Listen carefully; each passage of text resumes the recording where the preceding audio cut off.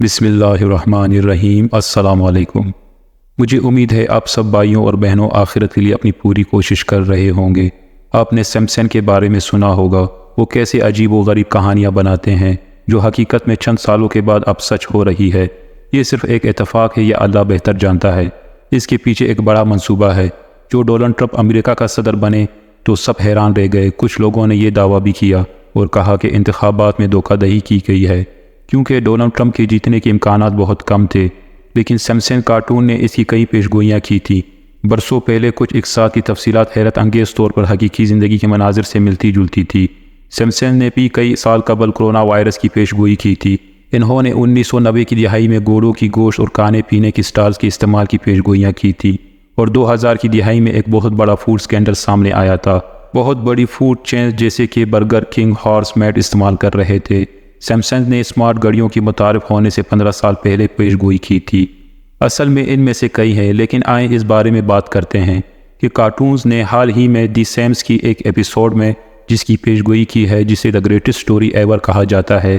کارٹونوں نے بہت سی مذاہب کا مذاق اڑایا ہے، لیکن ساتھ ہی ایک چالاک خفیہ پیشگوئی بھی کی ہے، اور وہ ہے ان کے مسیح کا۔ ہم جانتے ہیں کہ یہودیوں کا مسیح دجال کے نزدیک ہے۔ اس کا صاف مطلب ہے کہ وہ دجال کے ظاہر ہونے کی پیشگوئی کر رہے ہیں۔ کارٹون کا مرکزی کردار ہوما بہت مشہور مذہبی ہے۔ وہ بائبل، یروشلم، حضرت عیسیٰ علیہ السلام اور مذہبی مقامات کا مذاق اڑاتے ہیں۔ چنانچہ مقامی پادری جال ایسے یروشلم لے گئے، جو یہودی اور عیسائیوں کے لیے مقدس مقام ہے۔ کارٹون میں مسلمانوں کو یروشلم میں نماز ادا کرتے ہوئے دکھایا گیا ہے، اور پلیئرز کی آواز سب سے اہم ہے۔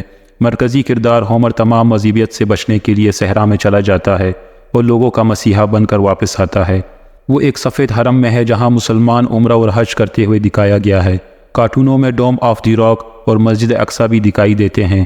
بہرحال یہ واقعہ اس بات کی طرف اشارہ کرتا ہے کہ انتہائی مشہور مذہبی معروف سنجیدہ شخص کو اپنی ادھیڑ عمری میں یہ احساس ہو جائے گا کہ وہ لوگوں کا مسیحا ہے۔ کس کا اختتام ہومر دی مسیحا چٹان کی گنبد پر جاتا ہے اور عیسائیوں، یہودیوں اور مسلمانوں کو اکٹھا کرتا ہے۔ پھر وہ انہیں ایک نئے مذہب سے متعارف کراتا ہے جو تمام لوگوں کو ایک نئے مذہب سے جڑتا ہے۔ کس کا اختتام ہومر دی مسیحا چٹان کی گنبد پر جاتا ہے اور عیسائیوں، یہودیوں اور مسلمانوں کو اکٹھا کرتا ہے۔ پھر وہ انہیں ایک نئے مذہب سے متعارف کراتا ہے جو تمام لوگوں کا ایک نئے مذہب سے جوڑتا ہے۔ بھائیوں اور بہنوں، ہم جانتے ہیں کہ بہت سی جعلی تنظیمیں اور گروہ دجال کے استقبال کی تیاری کر رہے ہیں۔ وہ پہلے ہی دجال کا کام کر رہے ہیں، جو کہ فتنہ اور جہالت پھیلانا ہے۔ کچھ لوگوں کا خیال ہے کہ یہ یہودی کارٹون اس سے زیادہ کچھ نہیں ہے۔ جعلی فتنے میں صرف ایلومیناٹی جیسے لوگوں کی گروپ ہیں، یا شاید ایک ایسا شو ہے جو ایلومیناٹی نے تیار کیا ہے، جس نے پہلے ایک مذائقہ خیز کارٹون کے ذریعے پہلیاں پھیلائیں اور پھر واقعہ، اور ایسا لگتا ہے یہ حقیقت میں بن گیا ہے۔ سچ ہے، ہو سکتا ہے وہ خود دنیا کے بڑے واقعات کو براہ راست کنٹرول کرنے میں ہوں، ورنہ یہ کیسے ممکن ہے کہ ایک کارٹون فلم کا نقاد اتنا درست؟ بلا شبہ اللہ تعالیٰ نے رسیاں ڈھیلی کر دی ہیں تاکہ وہ اللہ کے راستے سے جہاں تک ہو سکے تجاوز کریں، اور آخرکار اللہ کی اعلیٰ تدبیر اور ہم آہنگی کی باتیں ہوگی۔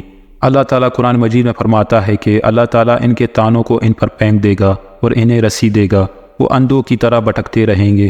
قرآن اور حدیث نے ہمیں کچھ ایسی نشانیاں دی ہیں جو ہمیں بتاتی ہے کہ آخری زمانہ دجال قریب ہے، جو ہم دیکھتے ہیں آج ان میں سے بہت سی نشانیاں پوری ہو چکی ہیں۔